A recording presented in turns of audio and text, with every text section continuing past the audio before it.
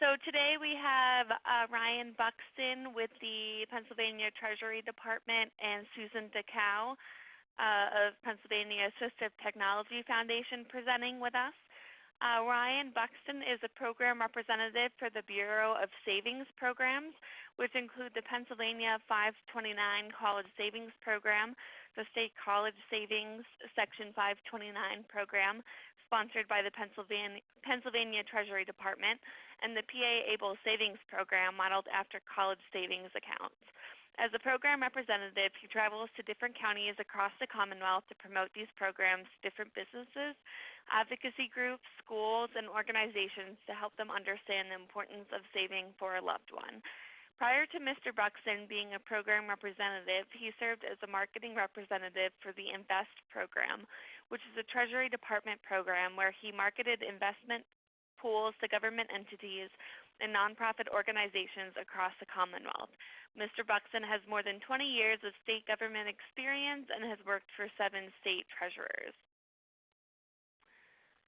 Susan DeCow is a Chief Executive Officer of Pennsylvania Assistive Technology Foundation, a statewide nonprofit organization that provides financial education and financing opportunities to people with disabilities and their families for the purchase of assistive technology. Ms. DeCow is co-chair of the PA Able Advocacy Coalition, a coalition of nonprofit organizations, individuals with disabilities, and family members that work together for passage of Pennsylvania's ABLE legislation. Ms. DeCow is also a member of the Board of Directors for the National Disability Institute, an organization that founded and manages the ABLE National Resource Center. She's also a member of the Board of Directors for HomeWorks, a micro board that supports individuals with disabilities who are living independently in the community. Ms. DeCow is a parent of 3 adult children, the oldest of whom has opened an ABLE account in Pennsylvania. So now, Ryan, I'm going to pass the webinar over to you. Thank you so much, Tori, and welcome everybody to the webinar. I first want to say that State Treasurer Joe Torsella is extremely pleased that the ABLE program is now open for enrollment. We at Treasury want to make sure that everyone who may be eligible to have an ABLE account and their families know about this extraordinarily new low-cost vehicle that allows people with disabilities and their families to save for qualified disability expenses. So thank you so much, everybody, for participating today. I know that's a mouthful, but again, on behalf of the State Treasurer, we want to thank you for participating. We're going to sort of do a little format too, like Tori said. I'm going to speak a little bit. I know Susan's going to talk a little bit about some stuff that she's familiar with the ABLE. But first, we're going to go ahead and start with the ABLE. What is ABLE? What does it stand for? Because we get a lot of people, what is ABLE? ABLE pretty much stands for Achieving a Better Life Experience. It's a savings plan specifically designed for individuals with disabilities. And what it does, it allows them to plan for a financially secure future, save and pay for disability-related expenses, have assets without losing federal and state means-tested benefits. I think that's an important one. There's a little bit of limitation with SSI, which we'll touch on at the end here. Also receive significant federal and state tax advantages and be more financially independent by controlling their account. So, excuse me, also too, just a side note as well, I have seasonal allergies in the beautiful capital here in Harrisburg. Trees are blooming, so if I'm a little raspy or I'm pausing for a minute, it's going to need a drink, so I do apologize for that. A little bit of background here on ABLE. The federal and state law authorizes the creation of the ABLE accounts, which pretty much gave us, the State Treasury, the responsibility to create and maintain the PA ABLE program. As with many federal laws, the law itself provides the framework for the program, and the details are to be provided by regulations from the IRS. So proposed regulations have been issued, and PA ABLE has been designed to comply with those regulations. I will say that some regulations could change. We're not sure, but once we obviously know about if anything does change from the IRS, we'll be notified about that. We would send information out, emails or contact out to our account owners if IRS regulations do change. But as of right now, the program's been designed on what we know, and this is what we know now. So I just want to put a disclaimer out there. This is what we know as of right now with the PA ABLE program. So some questions have been unanswered. But again, hopefully in the coming months, and so we will have more guidance on that. I want to also just reiterate to everybody, this program is only 8 weeks old. It just opened in PA here on April the 3rd, 2017. So we are a brand new program.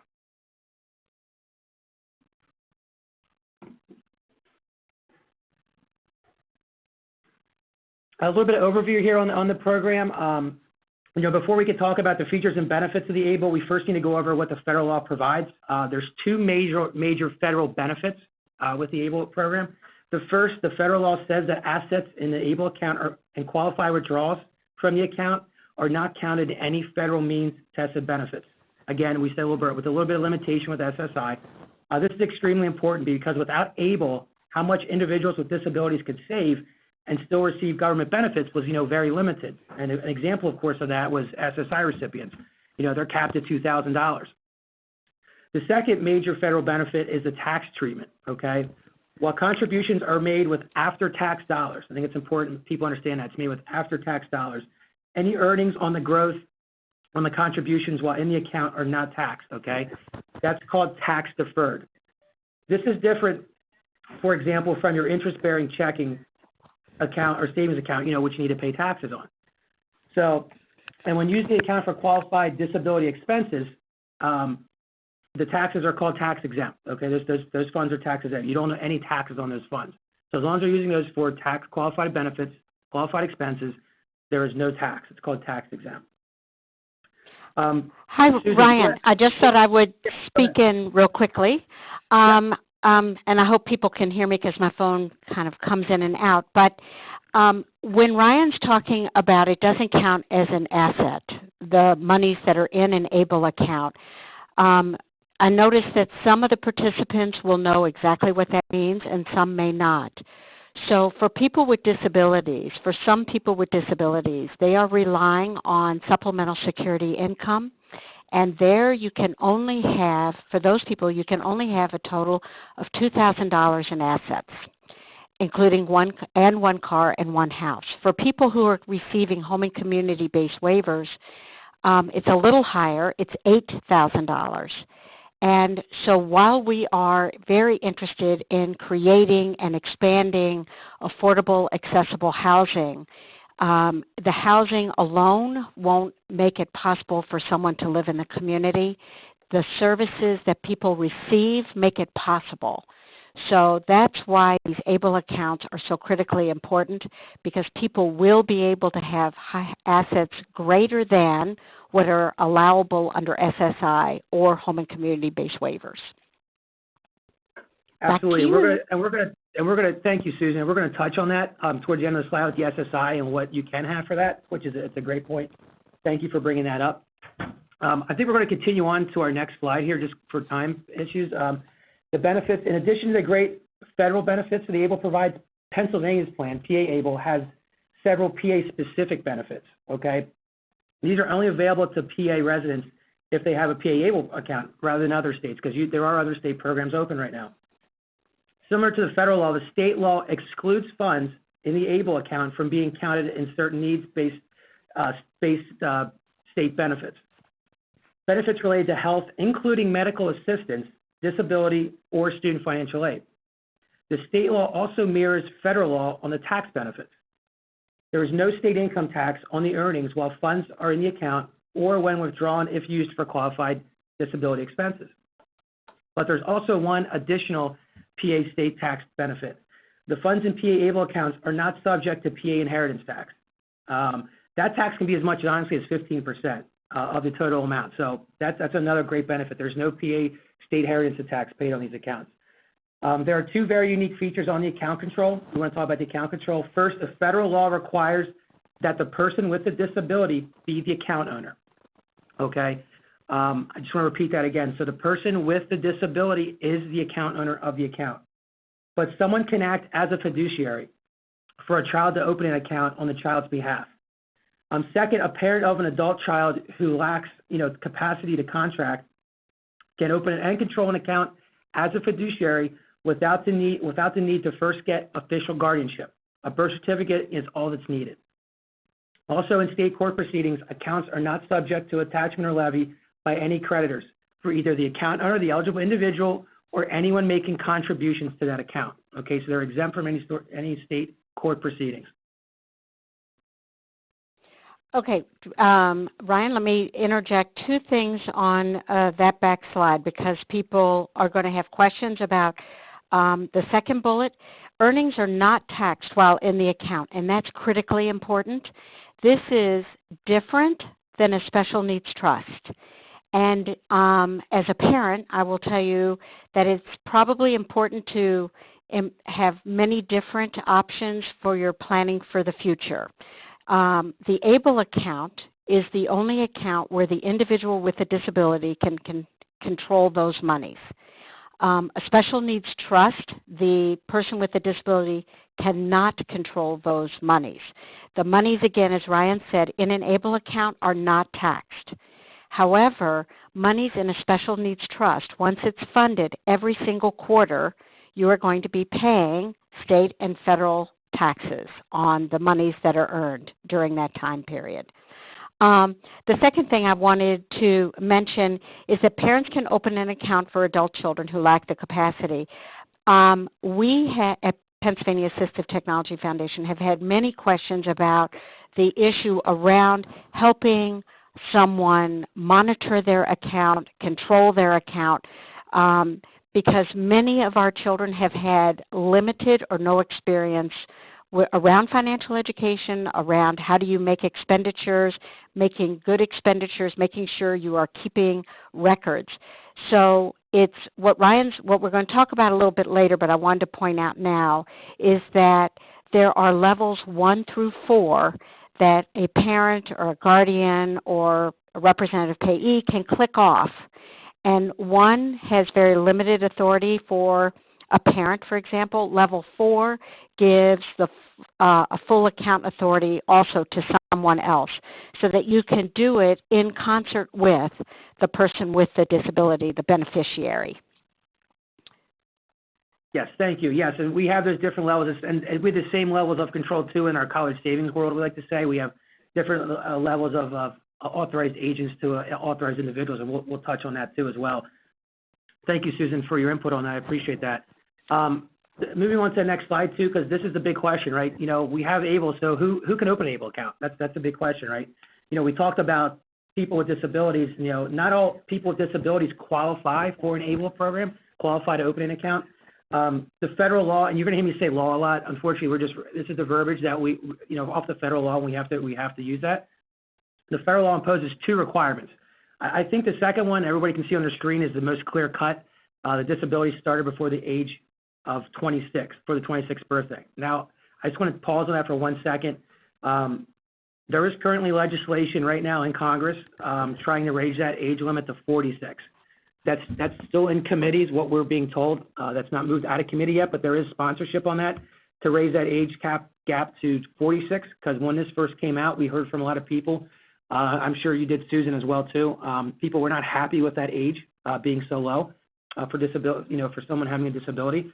Because, for an example, we give a lot, too. Like, you know, somebody was in a car accident at age 25, had a severe brain injury, incapacitated, they would qualify for an ABLE account. But having that same car accident at age 27, unfortunately, they would not qualify for an ABLE account. So I don't know if we'll ever get the age date right on this, or people will be happy with that, because I think you could have a circumstance for every age. But I do know that there is legislation currently at the federal level to raise that age to 46.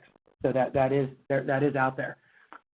Also, too, folks, as you can see, besides age 26, an individual also has to be entitled to Social Security income, SSI, or Social Security disability, SSDI.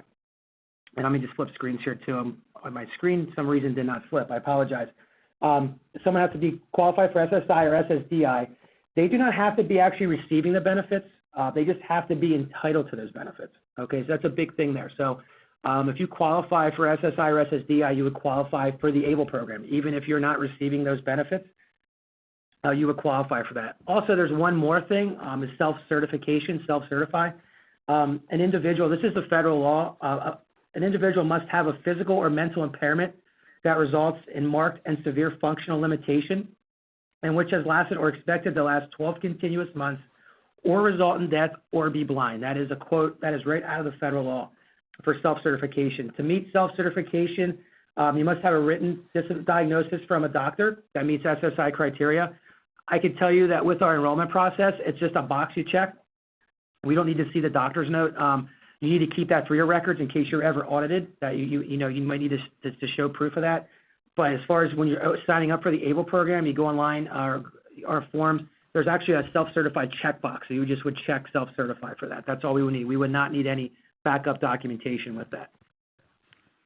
Susan, do you want to add anything with that, or are you okay? I'm okay. The only thing I would add is that if you are helping anyone open up an ABLE account, or helping someone, as you'll hear further on down, making qualified expenses, Treasury does not want all of your records.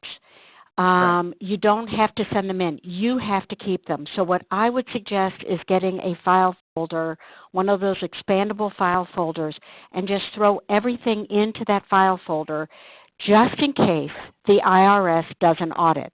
It's, Treasury is not going to be the one who the IRS is going to. They're going to go to the account holder. And it is unlikely, I'm saying this as a parent, as an advocate, but everywhere all along the line, Congress and Treasury, the U.S. Treasury, have been very clear about the beneficiary needs to keep a copy of the records. So I would just get a folder and put everything in it, including a copy of the application and just all the records in one place. Exactly. That's a great idea. We always tell people the same thing in the college savings world. Because like I said, I wear two hats here at Treasury. I do both programs. Keep records. Keep documentation. You're going to hear me say it again a couple of slides later. Timing is crucial. Just keep records. You'll be fine as long as you keep documentation. We're going to move on here too about who can open an account. We talked about who can have an ABLE account. Now we're going to cover who can actually open an ABLE account. They do not necessarily have to be the same person. Okay, if a person with a disability is 18 or older and has a legal capacity to contract, again, the federal law requires them to open the account for themselves. We go over this again. I know it's a double version. We want to make sure people understand this. After the account is open, they may designate others to have some degree of control over the account with them. That's called an authorized agent. Okay, but they must be the ones to open the account. If a person with a disability is under 18 again and lacks the capacity to contract, someone else can open the account for them, even though the person with the disability remains the account owner. It's extremely important. The person with the disability is the account owner and the beneficiary. It's a little confusing. They are the AO and they are the beneficiary.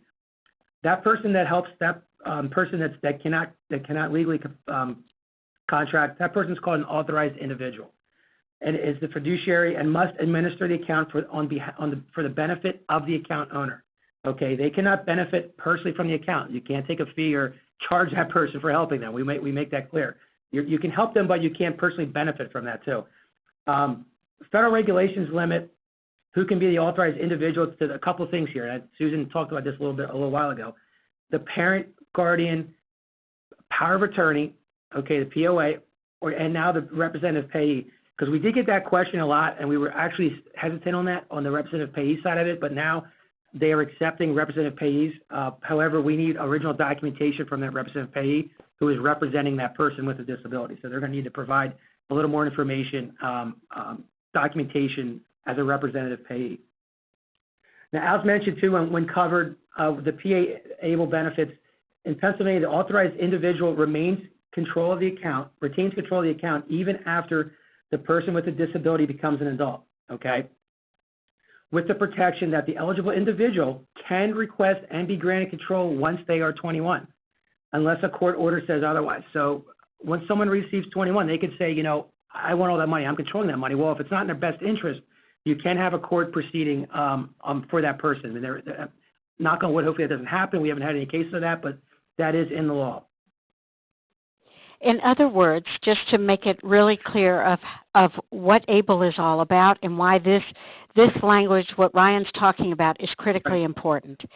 The law is all about helping people with disabilities be able to control their own financial future and not be limited in this dream of being able to save for the qualifying expenses, which we'll talk about in a minute, because of asset limits to programs that make it possible for them to live in the community and not an institution.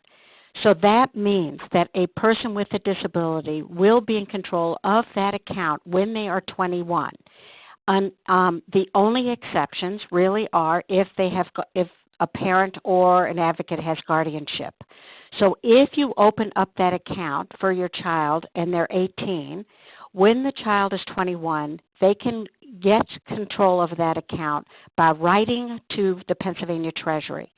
Yes. For those of us who are parents, that is why that authorization level is critically important, and it's on page 6 of the enrollment form, because from level 1 to level 4, you can have information and the ability to make deposits and disbursements and have access to the statements so that you will know what's going on. So the whole purpose is trying to help people with disabilities have greater financial control over their own future. But the law does provide for checks and balances here. It's just that when we in Pennsylvania were promoting this bill, this legislation, there was a nuance that said if a parent opens up the account for a minor, the parent maintains control over that until the parent relinquishes control, and that is not true. The individual with a disability, once they turn 21, can ask for control, and unless there's a court-ordered reason not to, Treasury is going to give control to that individual. Therefore, I would recommend looking at that authorization level, again on page 6, and you do go to a notary for that so that everyone is very clear of what it means for level 1, 2, 3, and 4. Okay. Excellent. Thank you, Susan. I hope that's clear. Thank you very much, Susan. I appreciate that. So we just talked about who can have an account. Now we're going to talk a little about the account itself, like the money portion of it, because that's a big question. So what are you getting when you put money in ABLE? What's going to happen with it? We currently have 7 investment options. We have 6 asset allocation options, and we also have a checking account with a bank card. The first slide is our asset allocation options. We have aggressive portfolios, moderate, as you can see, growth, moderate portfolios, moderate conservative, and conservative. These are to meet different people's needs. Obviously, if you have a younger person, you have more time to ride the markets. Again, that might be maybe you want to go aggressive route. I can't give you financial advice. I'm just giving an example. Depending on your situation, it's going to depend on what you want to invest with. The nice thing is you can put money anytime you like into these options. The federal law limits only 2 moves. You can move asset allocations twice per calendar year, so you can make changes twice per calendar year. You can also have all 7 investment options. If you want to have a checking account and you want to have the other and 6 money in the 6 options, you have that choice. You can do that. Or if you want to have 1 option and 1 checking, it's up to you, or have no checking. It's totally how you would like to do that. We just ask that it's a minimum of $25 contribution to make to the account. So it's a minimum of $25 for the asset allocation and the checking. The next thing we're going to look at too quick is our checking account option. The checking account option, we use Fifth Third Bank. Some of you might not be familiar with Fifth Third Bank. They are located, they're headquartered actually in the great state of Ohio. They're not in Pennsylvania. We do have people asking us why we're not using PA banks. We have to use banks. We're part of a consortium, multi-state consortium, so we need to use banks that are accessible to all the states in our consortium. So Fifth Third is the bank that is our holder of our assets, of our checking, who we use. It is FDIC insured like a regular bank, up to $250,000. There is no charge for the debit card. To get a debit card with this account, when using you can use your debit card ATMs. There's no fee for in-network use. The ATMs right now are at Allpoint and Presto. I'm not sure if many people are familiar with those either. I gotta be honest with you, I wasn't at first. I've been told those are mainly your ATM machines, I guess, at convenience stores. I haven't truthfully looked. I'm in the Harrisburg area. I know people listening here could be all over the Commonwealth, but I would check your convenience stores, believe it or not, who use Allpoint and Presto. Out-of-network cost, again, there is a fee, of course, for $2.75 for out-of-network ATM usage. The daily ATM limit is $800, and point-of-sale limit is $5,000, okay? And I'm sure if you could talk to Fifth Third, I'm sure to maneuver those limits a little bit. I do have a toll-free number here, which is not on my screen. I apologize for that. I'm going to repeat this twice for people listening for Fifth Third Bank's customer service number. It is 888-516-2375. Again, that number is 516-2375. That's their customer service line. They do offer checks too. There is a checking account fee of $2, a maintenance fee, but if you have more than $250 in assets in your account, that fee is waived. Also, another way to get that fee waived is get your money sent to you electronically. Get your statements sent to you electronically, emailed. They'll waive that fee. They'll waive that $2 fee as well. There is also no overdraft or return payment fees as well with that checking. And I know, Susan, if you want to chime in with the checking, with the banking section of it, since you know a little bit about it too as well, if you have anything to add with that. Sure. When you go, one of the problems that's going to be worked out is that when you open up an ABLE account in Pennsylvania, the beneficiary then gets the debit card in the mail.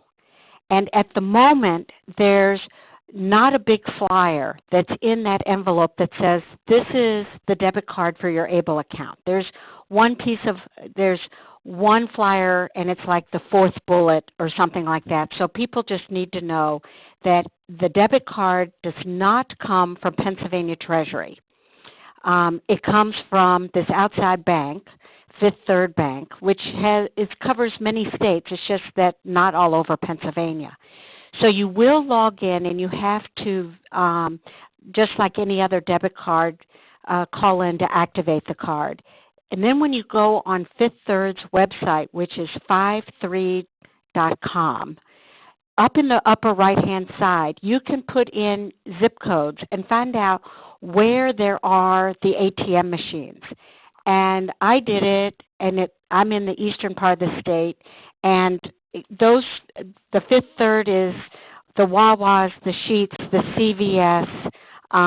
So they're all over the place. It's just that we didn't know this. I also called with our son to lower the daily rate because it can be up to $5,000 a day, which since Michael lives in his own house, he would certainly get wiped out.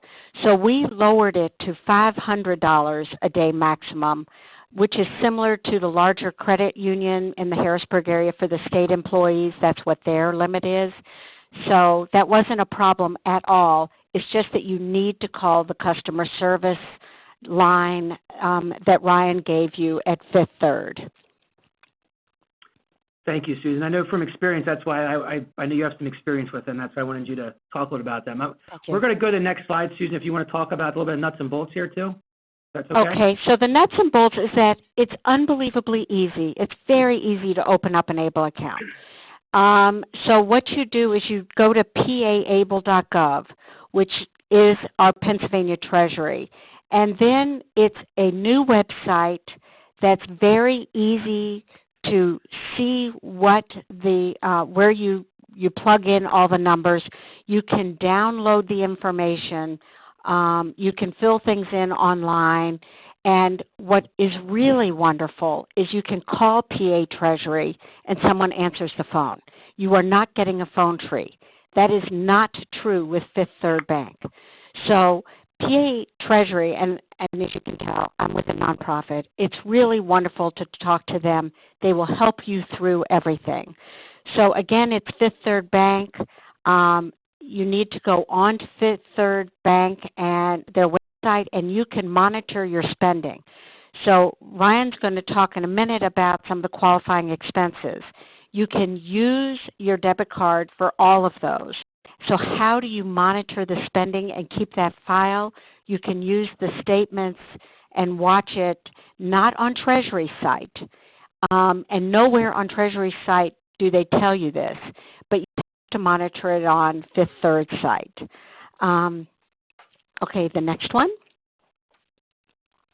Let's see. Great.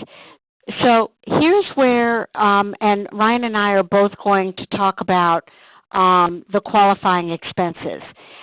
Education, housing, and I want to talk about that in a minute, transportation, employment, our favorite assistive technology, health, prevention and wellness, financial management, legal fees, expenses for oversight, monitoring, funeral and burial expenses, pretty much almost anything that can be tied back into helping a person with a disability live independently. So, for example, housing and transportation, employment and assistive technology all kind of wrap in to one thing. I mean, the overarching. Ryan, do you want me to go ahead and talk about the housing and why that's so important?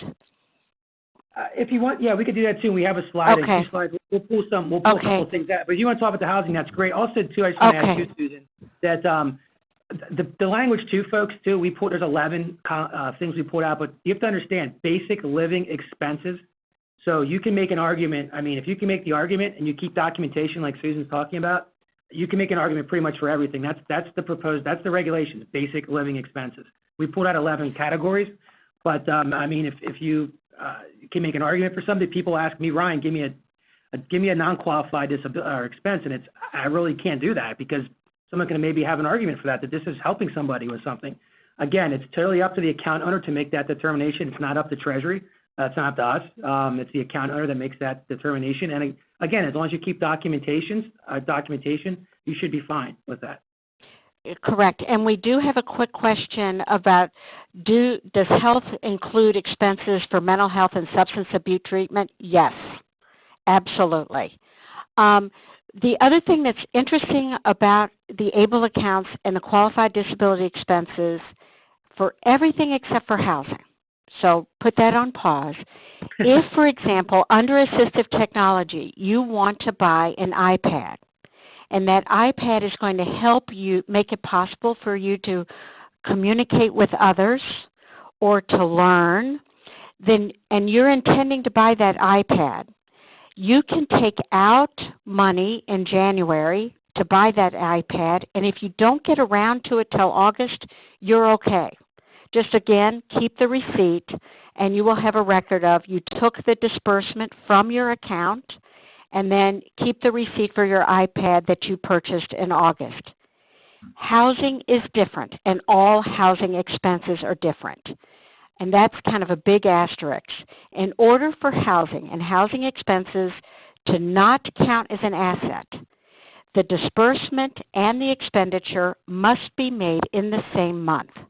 Mm-hmm. So, for example, in February, if you want to pay for rent, mortgage, taxes, utilities, whatever, property taxes, you take out a disbursement, say the 20th of February. You must make that payment, those payments by the 28th or by the 28th of February in a non-leap year. Unlike any other expense, you may not carry it over to the next month. You may not carry it over into March. It must be made that same month, or it will count as an asset. And only housing has that qualifier, and that's an IRS rule. It is not a Pennsylvania Treasury, Pennsylvania ABLE rule. So remember, any other expense, you can take it out 1 month and actually make the expenditure in a subsequent month. Just keep records. Housing and everything having to do with housing, and Ryan's slide is up there that talks about property taxes, rent, heating, fuel, gas, water, sewage, garbage removal, repair work. It all has to be made that same month when the disbursement was made. And if anyone has any questions, I'm happy to help. Yeah. Thank you, Susan. That's a great point because that is the one tricky part with the SSI. I mean, within the same month, and we're going to talk about that too. Interaction with SSI in like 2 slides. Or I'm going to reiterate a little bit what Susan was saying too. But we pulled out in the qualified housing expense. This is actually in our application in our enrollment form because people just think I can just pay my rent or my mortgage with this money. But as you can see on the slide, there is other things you can pay for. And Susan, again, even improvements, handicap accessible ramps for a house. I mean, it's a qualified expense. Absolutely. I'm just going to jump back 1 slide because I sort of skipped one just because we were talking on the qualified housing expenses. I do just want to touch on real quickly a significance between a qualified and non-qualified withdrawal. There is a big difference, and it pretty much the difference is the tax consequences of that. Very simply, withdrawals used to pay for qualified disability expenses incur no PA or federal state taxes, okay? No federal or PA state taxes, but withdrawals used for non-qualified expenses, they are subject to income taxes. So the earnings portion is taxed. It's not your whole, what you contribute. It's the earnings portion is taxed at your ordinary federal income rate, plus there's an additional 10% federal penalty, okay? Additionally, Pennsylvania has income tax is owed on those earnings. The second is the consequences for federal means tested benefits. Withdrawals for non-qualified expenses will be counted in determining eligibility. Again, this is what we have to pull out. This is particularly important for SSI recipients. As long as the withdrawal is taken with the intent to be used for qualified expenses and is eventually used for qualified expenses, there is absolutely zero impact to SSI eligibility, no impact whatsoever. However, if a withdrawal is used for non-qualified purposes, it is used in the same month it is withdrawn, SSI can be impacted. So the question always is, who gets to decide whether an expense is qualified or not? Again, that's really, like I said earlier, it's left up to the account owner. That's totally up to the person handling this account. However, the judgment may be subject to an after-the-fact audit. That's why we always say keep records. Just as Susan said too, get a binder, file binder. Just keep records of everything. You'll be fine. The language isn't meant to scare people. It's just meant to let them know that this is out there. This is what happens for non-qualified. You're just going to be taxed on that earnings portion, and people that sometimes don't understand what that means. And just to make it very clearly in investment world talk, is that a person, say you had $10,000 total, okay, and $8,000 of that is what you contributed. So $2,000 is your earnings portion. That's what you earned. That $2,000 then is in play to pay taxes on, plus there's a 10% federal penalty on that. Okay, I don't want to get too much into that, but that's just a quick example of what that would be. So we talked a little bit about, Susan just talked a little about qualified housing expenses, and we pulled some of those out, not just for mortgage or for rent. As you can see, you can use it for heating, fuel, trash removal, other expenses as well. I'm just going to go right to the next one here. This is, I think, one of a very, very, very important slide. I'm sure, Susan, you might have something to add to this again too, but this is the interaction with SSI. And I think for people with SSI, they're going to be actually very happy to hear about this, because as people know, people receiving SSI benefits can only have $2,000 in resources, and if you go over that, you become ineligible for SSI. However, with ABLE, the great news here, with ABLE, the amount in the account is not counted as a resource up to $100,000. Okay, that's not $10,000. That is $100,000. Amounts above that are counted. So to give someone an example of that, this means an SSI recipient can have $102,000 in total resources. You can have $100,000 in your ABLE account and have $2,000 in other resources, or you can have $102,000 in ABLE and no other resources. So you have the option to have some money outside of ABLE with SSI. Now, if you go over that amount, if you exceed the $102,000 threshold, SSI is suspended. It is not terminated. That's some big language. So your SSI benefits get suspended. They do not get terminated. So say you have $103,000 in assets, you get suspended off SSI. Once you get back under that $102,000 number, SSI will automatically kick back on. You do not have to reapply for SSI. It automatically goes back on once you get under that $102,000 threshold. Also, too, folks, Medicaid is not affected. It still continues. That's another big one. So Medicaid is not affected. It still continues. Withdrawals for housing. Susan touched on this. I'm going to touch on it a little bit again, too. Housing expenses are qualified. They are qualified expenses. Under the SSA, Social Security Administration, an individual with SSI were to receive a money that helped in any way with their monthly housing costs, it could result in SSI for that amount, for that month, being reduced by as much as 1/3. But since the SSA looks at the SSI eligibility only as the first of the month, and Susan just already touched on this, with the withdrawal, as long as the withdrawal is taken in the same month the housing expenses are paid, there is absolutely zero impact on your SSI, and Susan gave a great example on that. So timing is crucial, folks. Paying attention to timing is critical. As long as it's taken out and paid in the same month, there is no consequences with SSI. Also, too, I want to talk a little bit about gifting quick, and I'll let Susan chime in and talk a little bit about some things. Gifting, it's another important factor with SSI. Under normal SSI rules, gifts can impact SSI eligibility. An example, like if somebody buys, somebody groceries or gives somebody money, that could impact their SSI benefits if they're reporting that, if they're getting that money. With ABLE, anyone can contribute to the account. So the gift into the ABLE account does not impact any SSI benefits. But the gift has to be made directly from the giftor to the ABLE account. Like you can't just give Johnny $1,000 and say, hey, go put it in your account. Well, if he puts that into his account in ABLE, it's going to look like he's receiving resources. That money needs to be written directly for him into that ABLE account.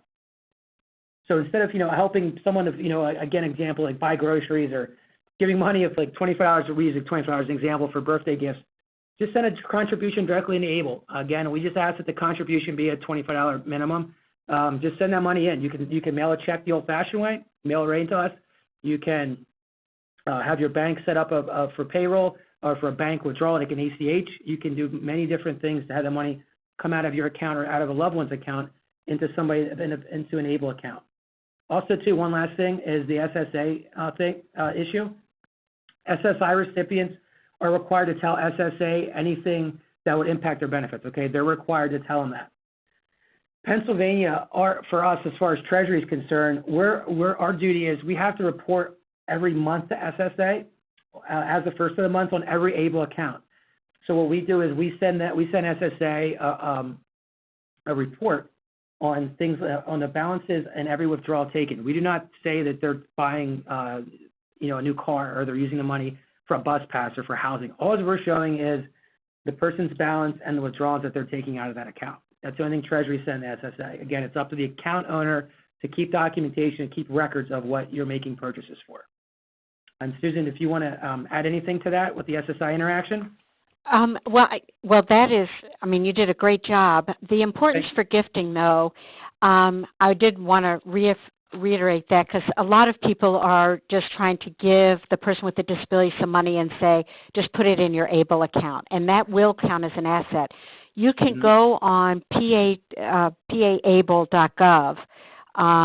and in one of the areas there, they will tell you how you can give. So it's really how you can donate and contribute into someone's account. Now, the other thing that's really kind of interesting, and so sometimes you will want to ask the beneficiary or Treasury, is that every account holder, i.e. the person with the disability, they can have only one ABLE account in the whole country, as opposed to 529 accounts where the state treasuries didn't care if there were 4 or 5 or 6 in different parts of the country. Here, ABLE, you are allowed only one account, and the maximum donations, the maximum contributions to that account total is $14,000 a year.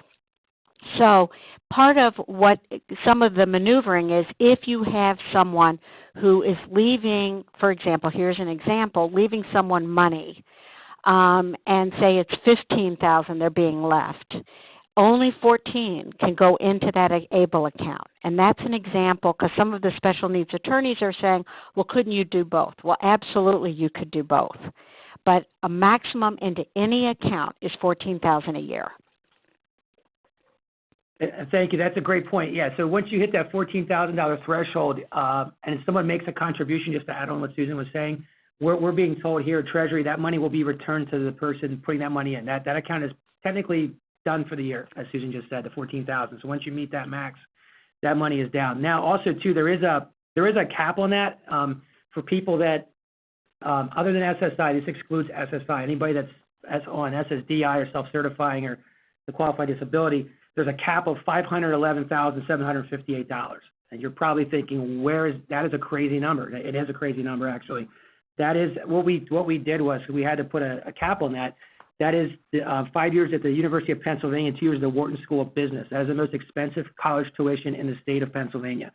That is our cap. We took that cap from 529 and we moved that over to ABLE. I can tell you folks that in the United States, Pennsylvania is one of the highest caps in the country. Most states are sticking around 250,000, 300,000 max. So in Pennsylvania, we're just over $500,000. Having said that, however, you can do the math. You can only max at $14,000 a year. So it's going to take you a long time to get to the $500,000 plus threshold. So it's going to take a while, but there is a cap. That is what it's capped at, and we use that off of our tuition at the 529 College Savings Program. These programs are sort of mirrored off each other a little bit. Hi, Ryan. I just wanted Yeah. to add, because that's an important concept, but it's a little confusing. So what it means is that you put in 14,000, and you put in the next year, say 14,000, so you have 28,000. You can draw down, say 27,000 if you want, or 28,000, and it's that up and down where the maximum is the over 500,000. Because again, you're capped at $100,000 in the overall account. So it'll take years for anyone, for anyone to reach that 500,000, but that's what it means is all the donations that are put into an account over time. Correct. Exactly. Thank you very much. We're going to also just, Susan, you want to talk about the benefits specific to ABLE? I know you want to talk about this slide. Yes. So one of the things that's specific. Right. So this is an important, and this is unusual, and this is what is different for Pennsylvania than any other state ABLE program. Right now, the federal law allows Pennsylvania to say that when a person with a disability has an ABLE account, and if they die prior to the age of 55, whatever is in that ABLE account will go into that person's estate and can go to family members or whatever. After the age of 55, though, in Pennsylvania and all other states, there is estate recovery.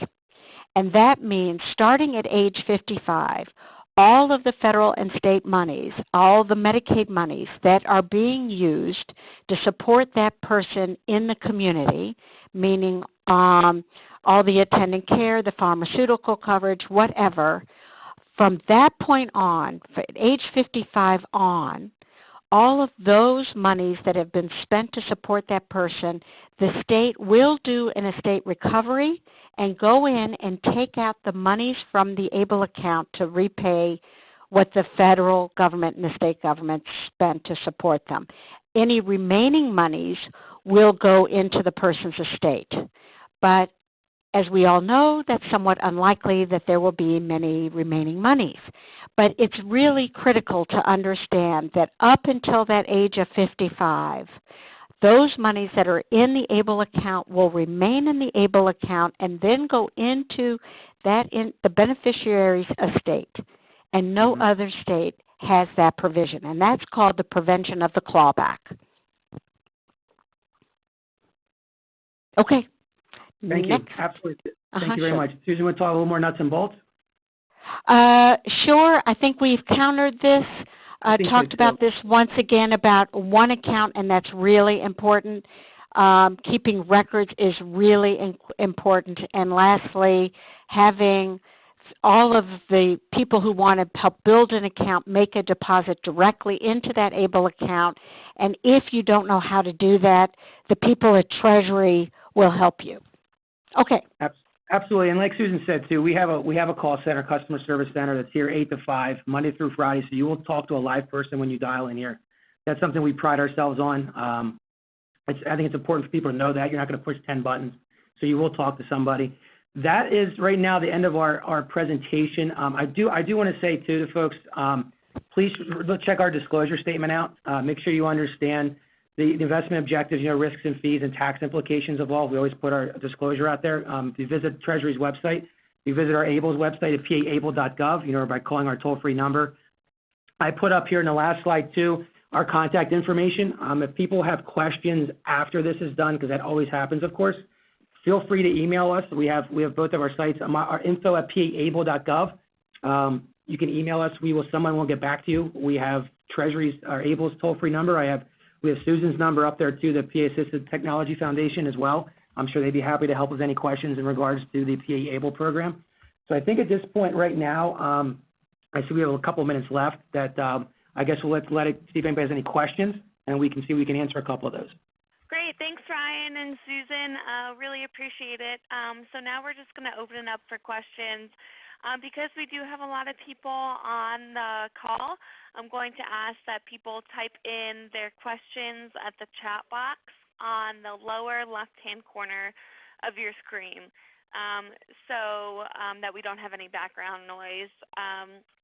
So I do see one question from Jamie Burke, which is, will a copy of this presentation be made available? The answer is yes. We will send it out next week.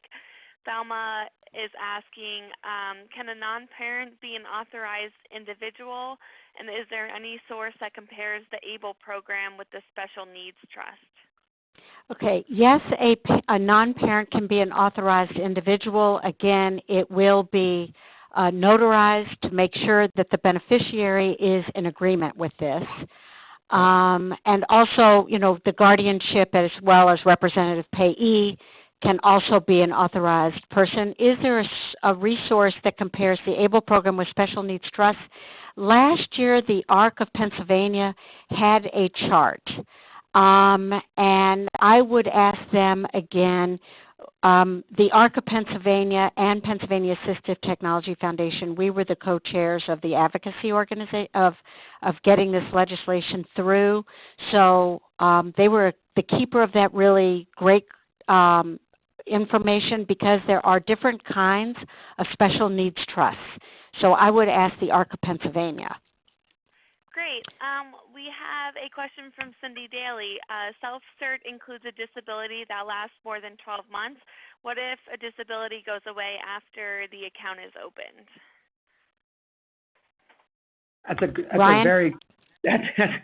That's a great question. I mean, obviously, the disability you're self-certifying, an SSA doctor is giving you a diagnosis, giving you obviously they're going to be the one with the letter saying that you have that self-certifying. So, again, we're going off of that letter. The account owner's obviously the person that's applying, opening the ABLE account, saying they're having that disability.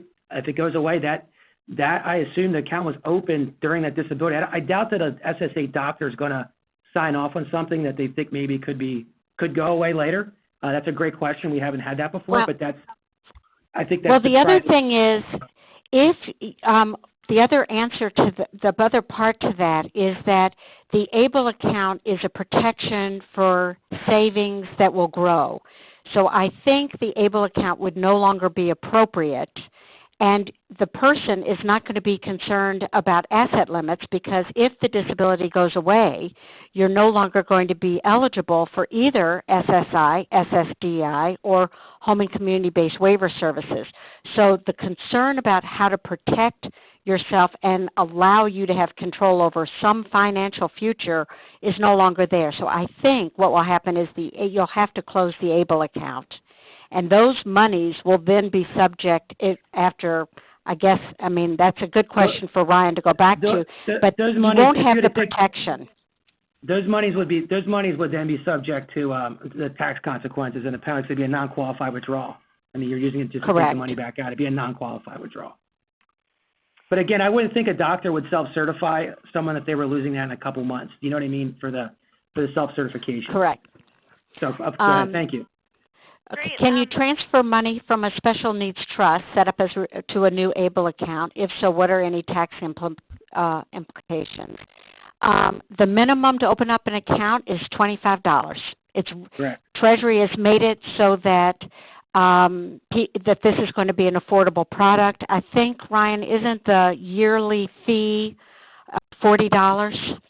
Yeah, there's an account maintenance fee. It's $45. It's taken out quarterly. It's like $11.25 per quarter. It's taken out if you use the electronic. If you use e-delivery, if you use paper, it's $60. It's like $15 and change a quarter. So obviously, there's a benefit for using email, for using electronic statements. Which is something to be talked about in terms of reasonable accommodation. You won't have, if it's a reasonable accommodation, there won't be the added fee, and there's no fees if you keep the minimum of $250 in the account, although there is the yearly just account maintenance fee.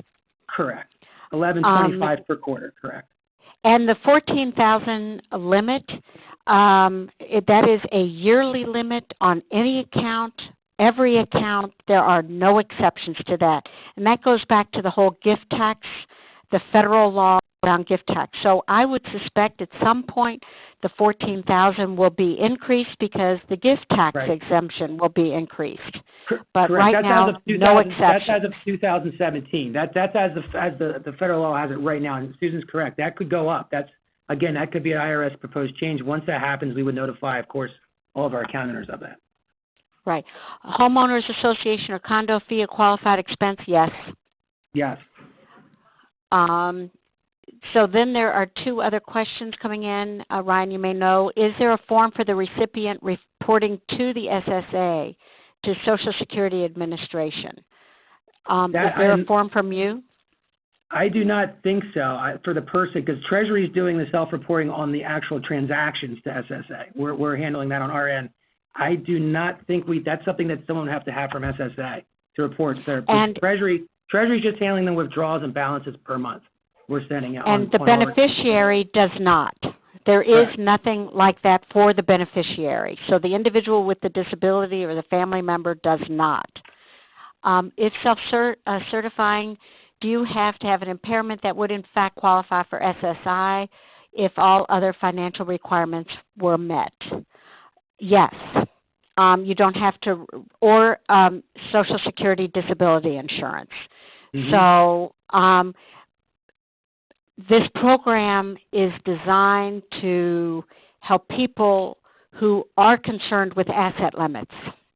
You don't have to participate in either and receive supplemental security income or SSDI, but otherwise you have no reason to be concerned about the asset limits. The only other benefit you will lose if in fact you don't meet those qualifications is an account, a savings account, where you're not paying taxes on the growth.